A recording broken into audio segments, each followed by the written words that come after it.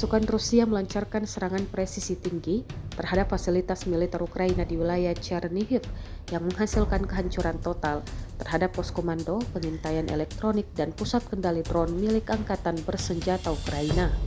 Serangan tersebut dilakukan menggunakan sistem rudal balistik taktis Iskander dan drone serangkran sebagai bagian dari operasi gabungan untuk melumpuhkan kemampuan intelijen dan kendali udara lawan.